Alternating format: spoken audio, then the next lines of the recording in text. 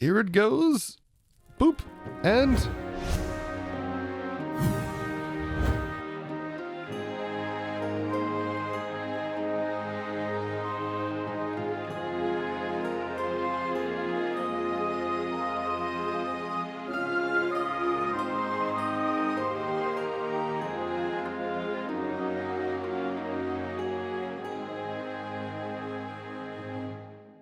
now, jumping back into some more of the SteamPunk mod pack, there's actually something that I've been setting on the entire series, and that is a mob farm, but not your typical mob farm. How about a mob farm that is actually digital? Okay, hear me out. It's basically like a pretty over-convoluted digital spawner that just kind of requires power, and then, well, it generates the mob drops. Now, how am I going to go about achieving this? Well, it actually involves the Spirit mod, which in its own right, the Spirit mod basically allows you to make custom mob spawners that work very much like regular mob spawners.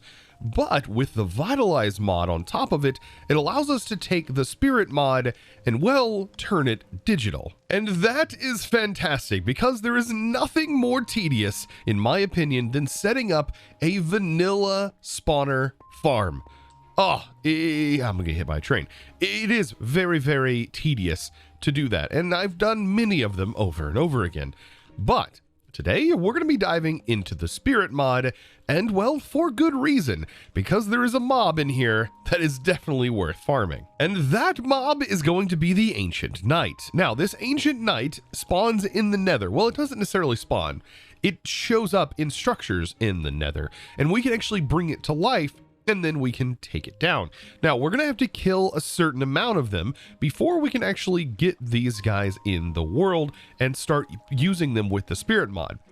But the reason I want them is because they produce Netherite scrap. And if you remember from last episode, Netherite scrap is actually incredibly important in this pack because it's very difficult to automate, if not impossible outside of this, to actually automate Netherite scrap.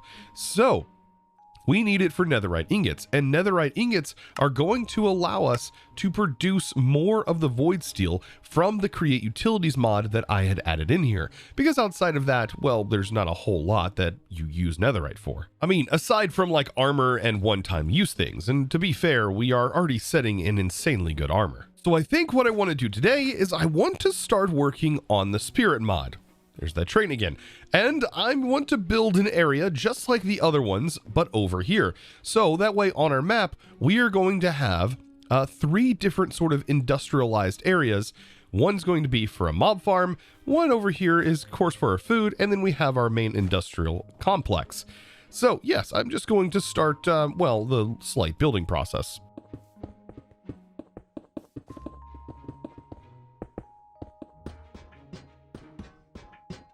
And there we go. Nice. So I have a nice flat area to start working on this mod. And well, there's going to need to be a lot of work because this mod, when I mentioned convoluted earlier, I really meant it. There is a lot to this. It's also going to require quite a bit of resources in the form of something that we kind of want to probably semi-automate. Let me kind of explain a little bit further. So this mod right here is the Spirit mod, right? And well, we need to actually make a bunch of this soul steel.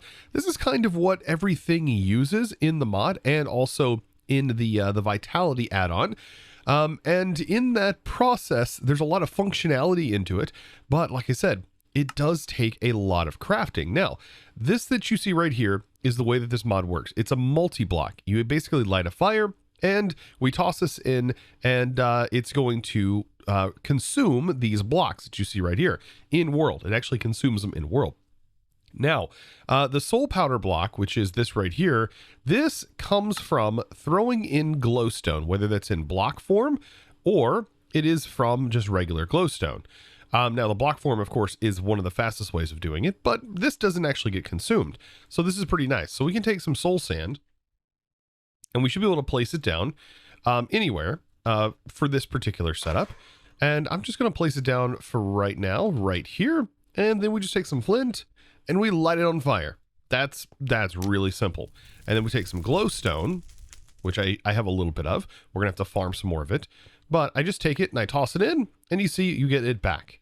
But if I was to toss a whole bunch in, it does take a little bit of time, and it doesn't actually consume it right away. So this is typically best done in some sort of automation. Let me see if I can figure out a way to do this. So yeah, I've played around a little bit, and I think the best way to probably do this is by, for example, placing down a barrel right here and using a magnet upgrade. And inside that magnet upgrade, we can set it to allow mode and only allow this powder in. So if I was to toss this down, that should be picking it up over here. Yes. So that magnet upgrade is definitely working right next to the barrel, and that's probably one of the easiest ways to do it in this pack. So now that that main crafting component is out of the way, we're going to be doing a lot of other crafting components as well, because we're going to need to get ourselves up to a soul crystal. And a soul crystal is where we actually capture the mod and what we actually capture the mob with.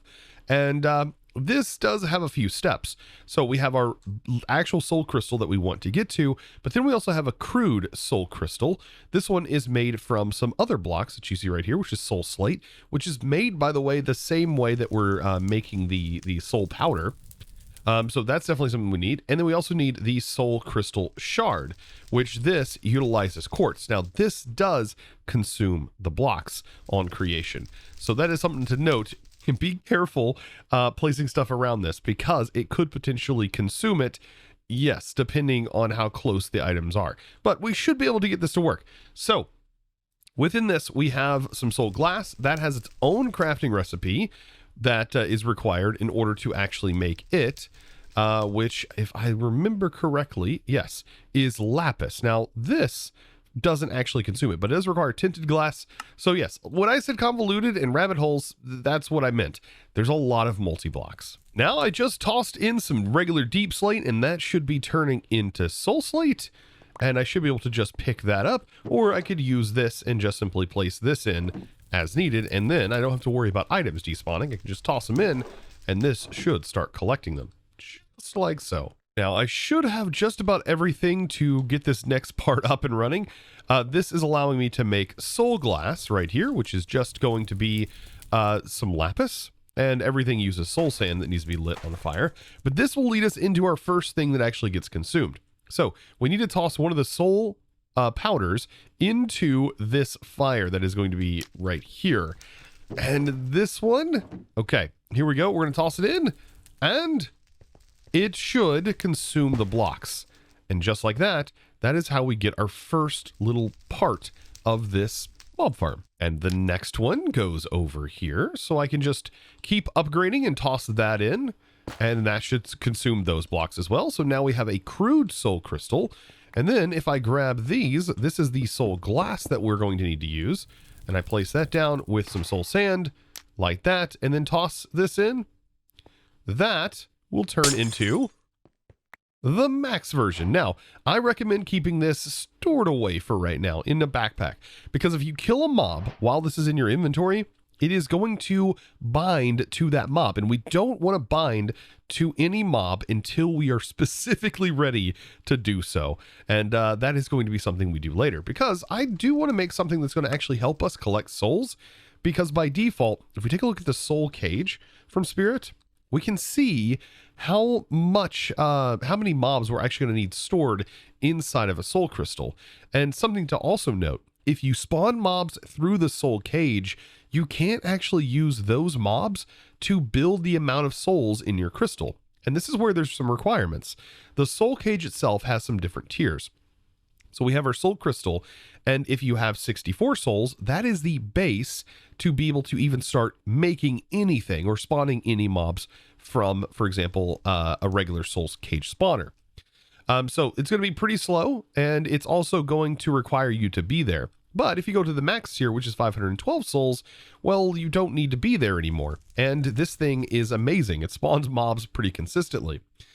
But that's not how I want to do this. I don't want to do it through the soul cage, but we are still going to need souls to be built up inside of our soul crystal in order to actually use it inside of the vitality mod. And I don't know if there is an actual requirement on the soul revitalizer for that to even spawn. It should be able to work off the base tier. It's just the rates will be different. But instead of us just killing one mob and that equaling one soul, we can up our amount quite a bit from an enchant, and we can also do it from our sword.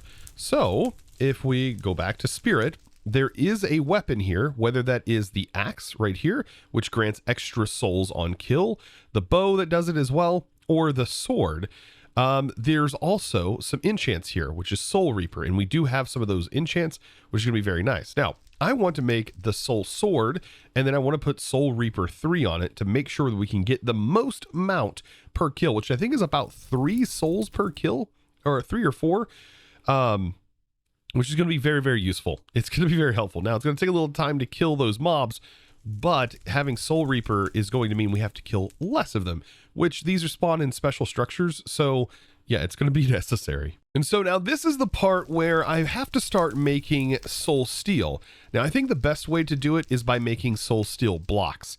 This is going to be the best use of your time, as it is going to be an iron block being turned directly into this, but it does require compressed soul powder blocks. And if you take a look at that, soul powder is 4. And then whenever you do the compressed version, it's a lot more. So we may not have enough right away. We'll see, to make the 4 blocks we need, because we're going to need 4 compressed blocks. No, we do not. So I am going to have to go glowstone hunting.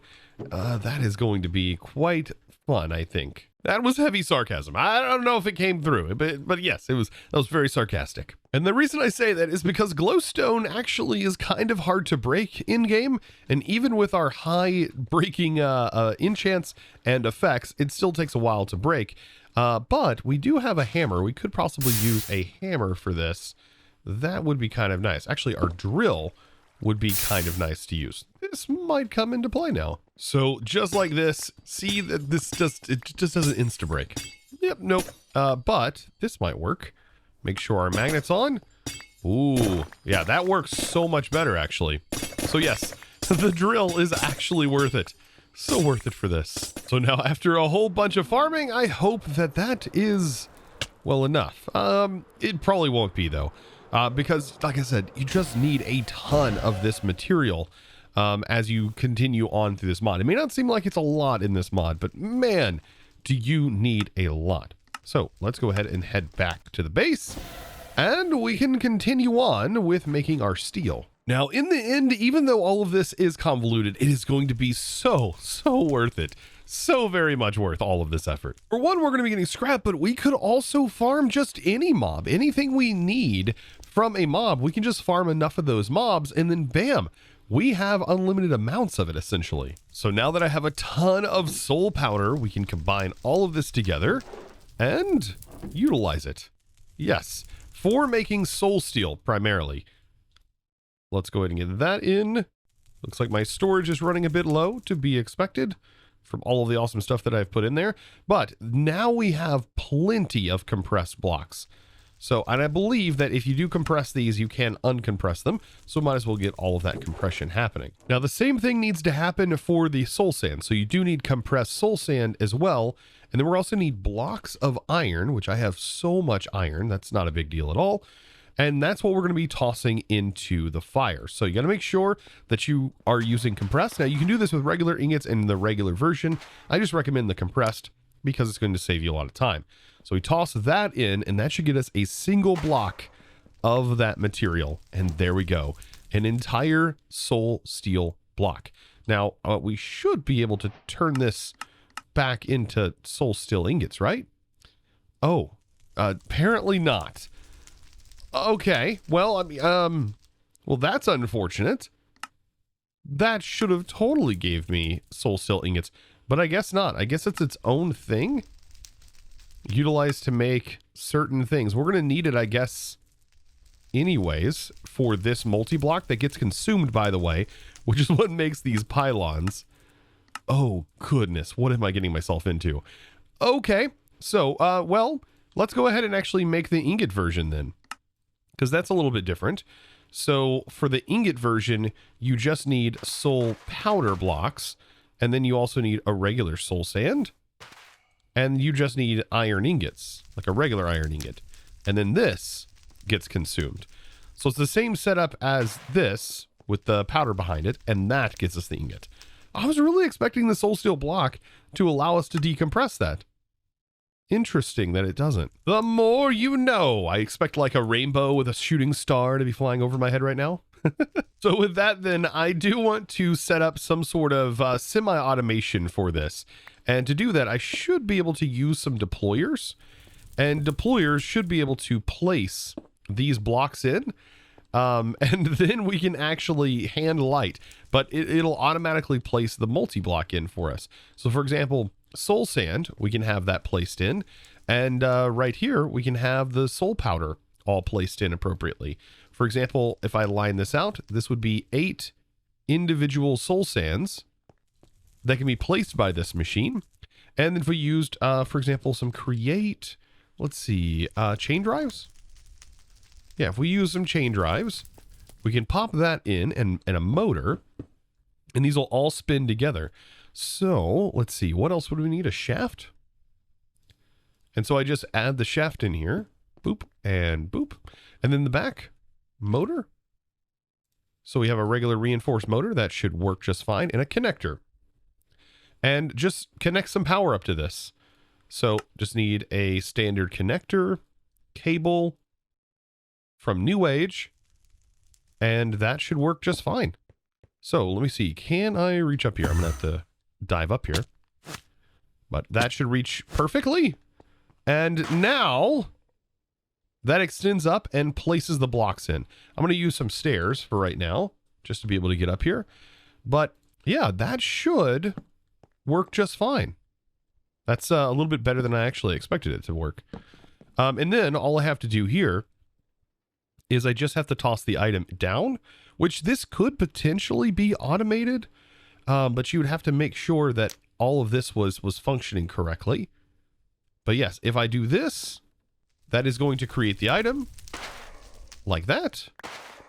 And then it replaces all of the blocks for us to go again, making this a little bit faster, I guess. So let's go ahead and get that soul steel sword made just like this. And by the way, this thing right here repairs itself in soulfire. So as I continue to use it, you don't really need mending because you can just toss it directly into the soulfire, which is kind of ridiculous. But soul reaper, we should have some soul reaper. These are soul speed, but I think, yeah, we have soul reaper on this particular sword. And so I can actually use a very special book to be able to remove that. Just like so. And we now have ourselves a Soul Reaper 3 book. And there we go. Perfect enchants, Soul Reaper, Unbreaking, Looting, and Sharpness. That is going to make this sword pretty decent. 10 base damage, but its sole purpose, let's see what I did there. Its sole purpose is to, well, fill this, the soul crystal, with some very special mobs that we're going to have to hunt down in the Nether. Now, back in the Nether, if you remember correctly from a few episodes ago, this area right here had some very special, well, mobs that were kind of laying on the ground. You couldn't really tell, but they were kind of just like piles of scrap, or at least that's what they looked like. But whenever you broke them, it actually spawned in a mob. Now, I've got to find more of these structures right here, and this one was actually really close by, but I've got to sniff out more of these places. And for example, right here, here's just some more of them, armor piles. So I guess we better go ahead and get rid of these guys real quick. And we got to be careful because we don't want to kill anything whenever we put our soul crystal in our inventory, aside from the thing that we actually want to kill. So I'm going to go ahead and summon this guy. These guys are pretty powerful, by the way. But with that, this should now be set to the Ancient Knight. Ooh, and we got 5 souls on that one kill, by the way. So this is probably not going to take as long as I thought. Oh, that's going to be fantastic. I love the animations on these guys. But so long as we do this, like, and find these structures, we might have to find at least another one. As long as we do this enough and get at least 65 inside of the soul crystal, we should be ready to go and start actually making the mob farm part of this this whole mod, which I'm pretty excited for. That way we can just start getting scrap. But like I said, this can go for any mob that you want to farm. So any of these mobs that you might want. And there's a lot of mobs in here that can grant you some really interesting things. Now, after a bit more searching, I have managed to find another one of these structures, and there we go. So I don't need a whole lot. Just from that one alone, we ended up getting 40 worth. And like I said, I think we just need to get up to the 64, I think it is. So we are almost there, like a couple of kills away, and we will be able to get unlimited netherite scrap. Oh, that is going to be fantastic. So I think literally one more, and there we go. This is now at level 65, which we only needed 64 souls in order to get it to the first tier. Oh man, so I can keep going, and it might be worth to at least clear out the rest of this area. There's not a whole lot left here, but might as well see how high I can actually get this. Believe it or not, these structures are actually fairly common. Now that I'm back, well, this is where things get a little bit more difficult because, well, we have the soul crystals and the souls inside, but I was doing the math, and well, to be able to make the soul revitalizer, which requires soul steel blocks that get consumed, by the way, and also the soul cage requires the soul blocks, and then you're gonna need 8 pylons in order to activate this thing. These also require 4. We're gonna need over 44 steel blocks. 44 blocks.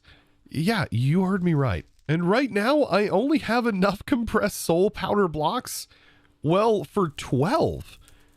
This is going to require way more glowstone than I initially expected. So it looks like back to the nether for me.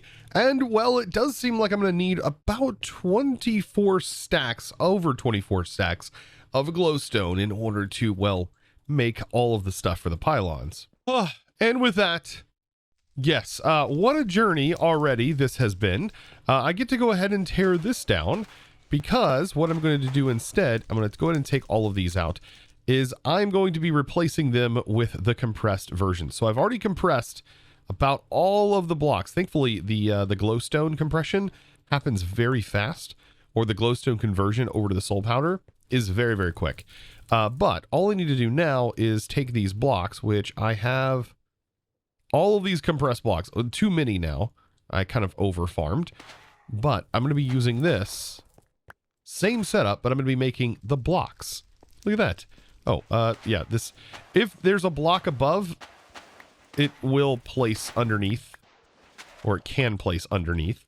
And there it goes. Okay, perfect. And then the middle is going to be the compressed soul sand, which I did have to go farm more of that too. And perfect. So now I just need iron, and we are very, very good on iron. So I am not worried about that. And it's just a matter of lighting this on fire and tossing in the block and letting this happen over and over again. 44 times, I think. A little, maybe even more over 44, but at least 44. So I just hit the 44 mark, and I'm still continuing to do this. It's over and over. And I'm just going to make some extra here. Even though I can't downgrade, I'm still going to make sure to make some extra. And I've also started making some glass. And so this little contraption here has definitely made this process a whole lot easier. So let's go ahead and make the actual spawner. Now, if you've broken some spawners, you've probably gotten some of these broken spawners from Spirit. And so all we have to do is toss this into the fire as well. Grab some more flint and steel because we are slowly running out. There we go. And then all I have to do is toss this in, surrounded by some soul steel blocks that we just made. And there we go. Now, I don't want to discount how much glowstone this actually takes. It is absolutely absurd how much glowstone you need to be able to get through this. Now, this is where the part of basic spirit kind of stops. So you have yourself a soul cage, and then of course you level up your soul crystal, and that soul crystal is ultimately what increases the tier of your spawner. But in this case, we're completely bypassing the fact that this is going to turn into a standard spawner, and instead are going a little bit above and beyond and making the soul revitalizer, and pylons.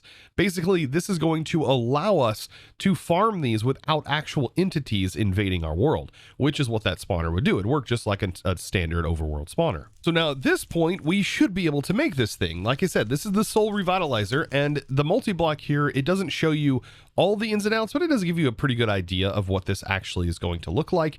And just kind of show you, it's going to be just like this. So we're going to take some slate, and that is going to go around the outside. And then we are going to use the actual soul steel blocks just like so. And this is what the actual multi-block is formed from. And then just like everything else, we light the center and then we toss in the soul cage. And when you do that, we instantly get the soul revitalizer. And this thing is going to be amazing, but it doesn't work on its own. We still need to provide it with some pylons. And this is where we have some options. These pylons here, believe it or not, can be modified and changed. You can see we can add ingredients to them, or we can use these ingredients to actually craft it with. Now, one of them I'm interested in is the experience. That would allow us to get experience off of these mobs. Looting also sounds good. A good use for our enchanted apples to get looting. However, it does cost more power to do this.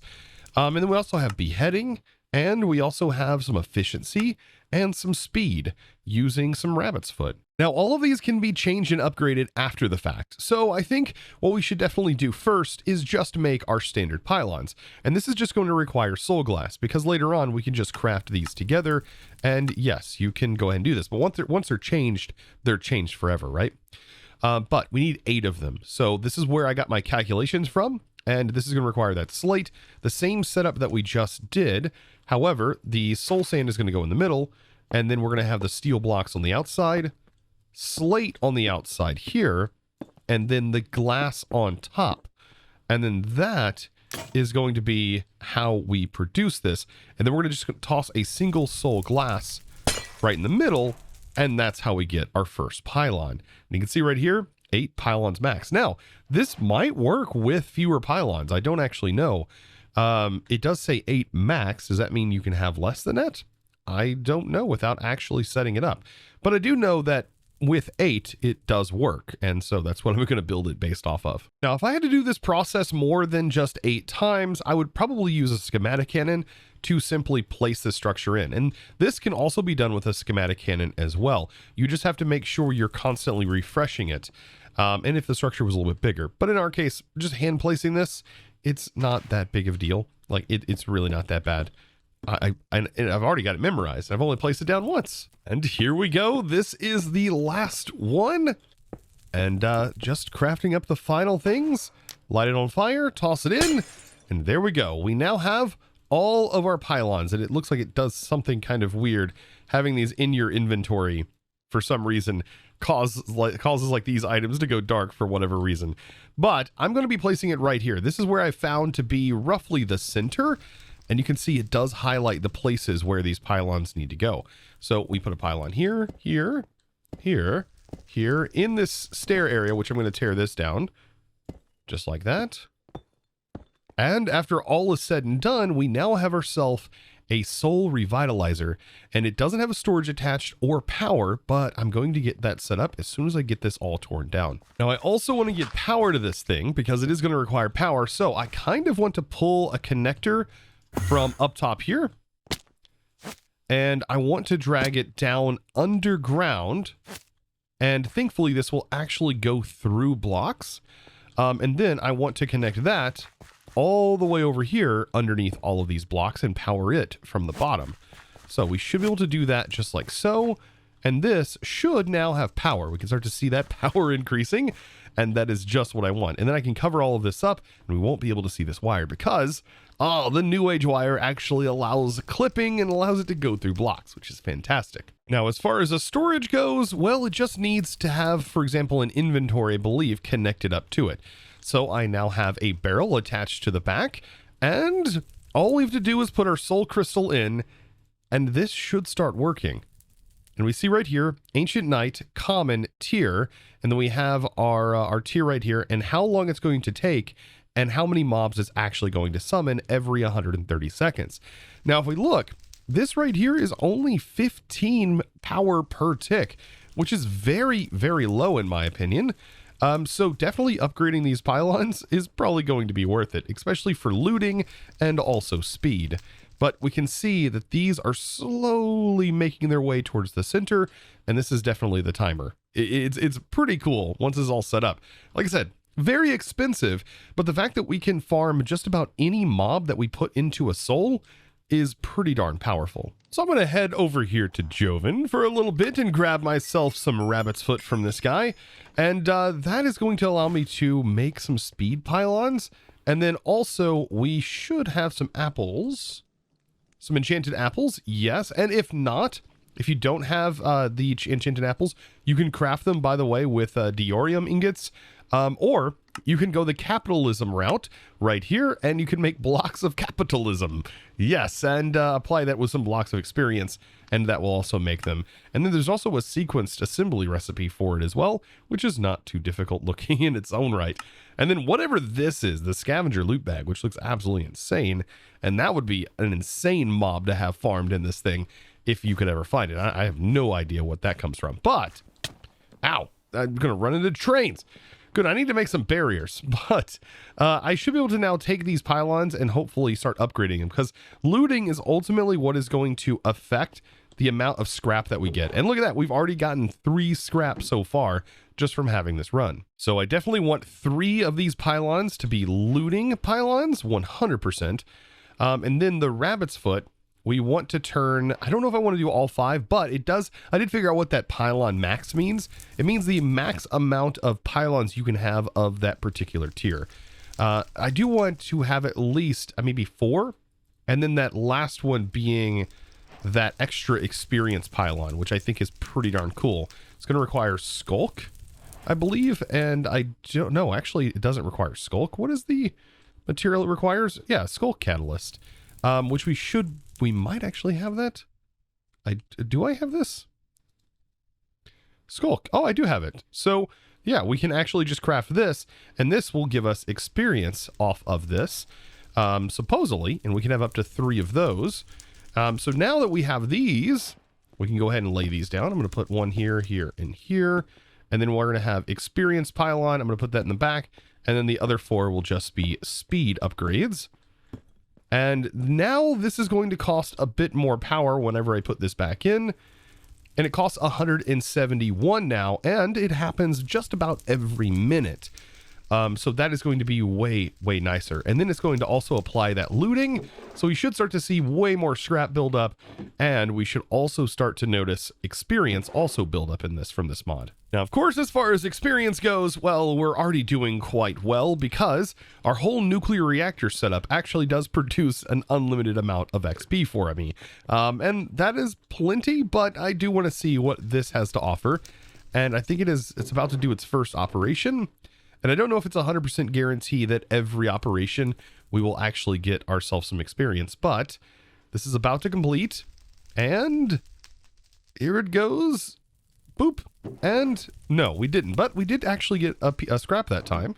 So hopefully that means our looting is working. And those mobs, by the way, are affected by looting, and the amount of scrap you get is affected by looting, as you can see right here. So already in a matter of a few minutes, I now have basically enough scrap to make a netherite ingot. So this is probably one of the only ways to actively automate the production of scrap if you really wanted to do that. And so was it worth it? Well, if it wasn't worth it, I probably wouldn't have done it. It is 100% worth it. And so guys, with that, I'm going to have to bid you farewell for today's episode, and I hope you did enjoy. And if you did and learned something new, be sure to click that subscribe button if you haven't already, and give this video a huge thumbs up.